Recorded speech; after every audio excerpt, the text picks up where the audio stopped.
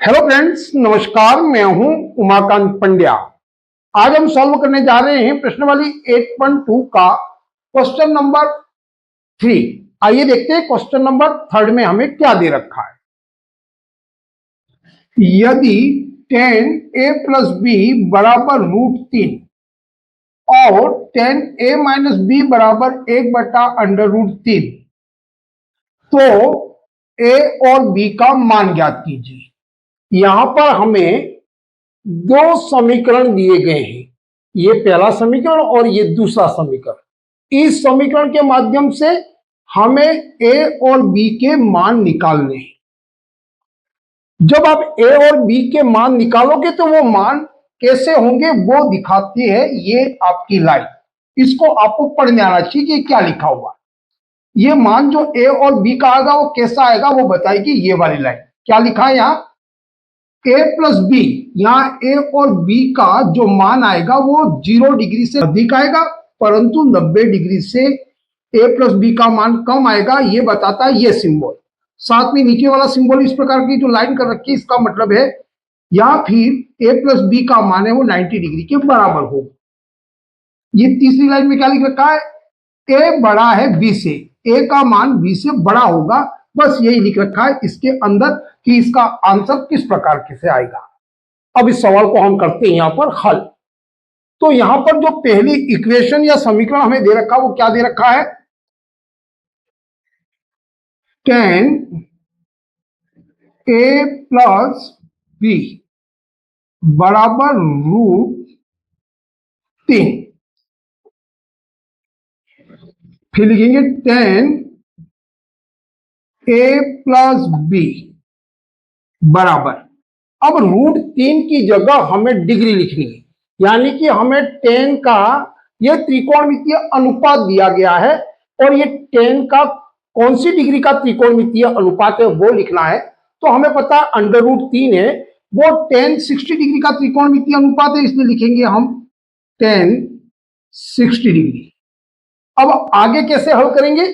तो अधिकतर समय या देखिए, आप जब भी सवाल हल करते हैं तो बच्चा क्या करता है, इस tan से इस tan को काट देता है, पर यह बिल्कुल ही गलत है। यहां ये जो tan दे रखा है वो a प्लस बी के साथ में मल्टीप्लाई के रूप में नहीं है। कहने का मतलब tan और a और b के बीच में गुणे का निशान नहीं है यहां पर।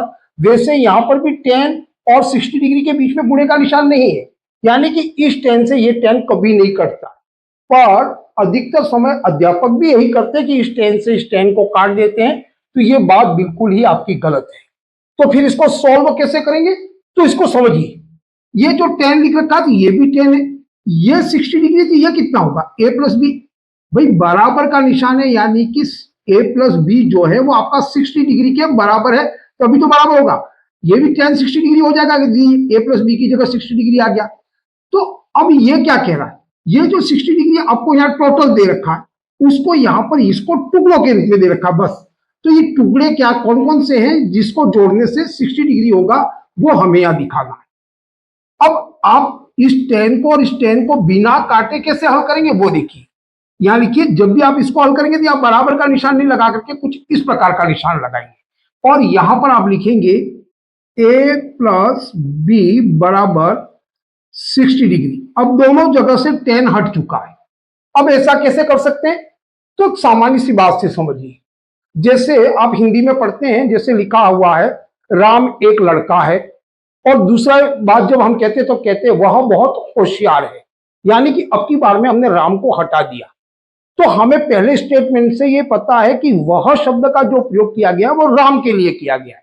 वैसे ही यहां पर ये वाला जो सिंबल, ये वाला जो निशान दिया गया है, वैसे ही समझिए कि सर्वनाम के रूप में प्रयोग किया गया, यानी कि tan के लिए प्रयोग किया गया। यानी कि इसी से हमें पता चल जाएगा कि ये tan हमको यहां लिखने की जरूरत नहीं है, इसकी जगह हमने इस सिंबल का उपयोग कर दिया और फिर लिखेंगे a प्लस बी बराबर 60 डिग्री। बस ये बात बहुत महत्वपूर्ण है, इसको आपको याद रखना। यह होगी आपका समीकरण नंबर फर्स्ट। आपको कभी काटना नहीं है, यह बात याद रखना। अब सेकंड स्टेटमेंट क्या दे रखा है हमें? सेकंड समीकरण क्या दे रखा है? tan a माइनस बी बराबर 1/√3। तो यहां पर भी वैसे ही करेंगे, tan a माइनस बी बराबर 1/√3 tan का कौन से डिग्री का त्रिकोणमितीय अनुपात है, हमें पता है ये tan 30 डिग्री का, तो हमने लिख दिया 30 डिग्री। अब इसको कैसे सॉल्व करेंगे, बस यही वाला तरीका यहां अपनाएंगे, tan को tan से काटेंगे नहीं, क्योंकि ये दोनों मल्टीप्लाई के रूप में नहीं है, तो यहां वाला ये वाला निशान लगा देंगे और यहां लिखेंगे a माइनस बी बराबर 30 डिग्री। अब ये हो गया हमारे पास में समीकरण सेकंड। अब ये फर्स्ट और सेकंड समीकरण से इस सवाल को हम हल करेंगे। पहले फर्स्ट और सेकंड समीकरण को हम यहां उतार लेते हैं।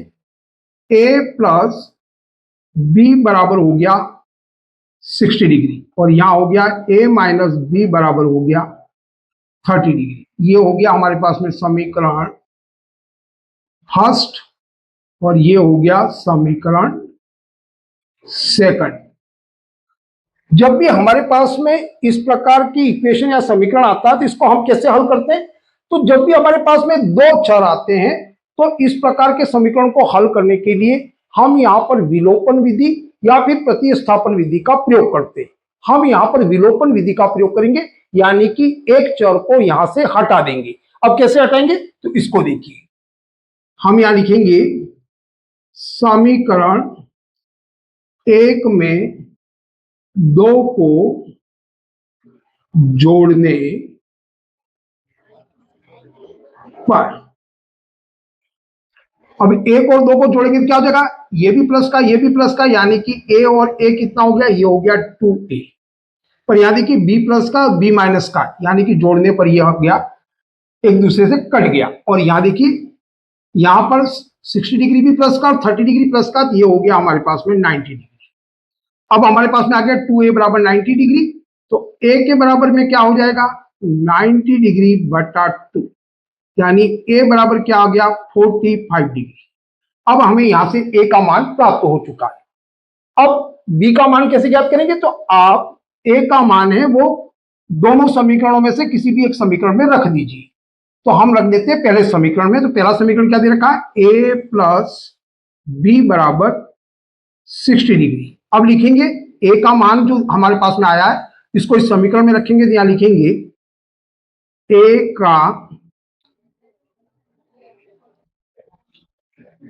का मान समीकरण एक में रखने पर, यहां लिख दीजिए समीकरण एक। अब a का मान समीकरण एक में रखेंगे, a का मान क्या आया 45 डिग्री, यहां लिखेंगे a की जगह 45 डिग्री प्लस b बराबर 60 डिग्री। अब b के बराबर में क्या हो जाएगा, यहां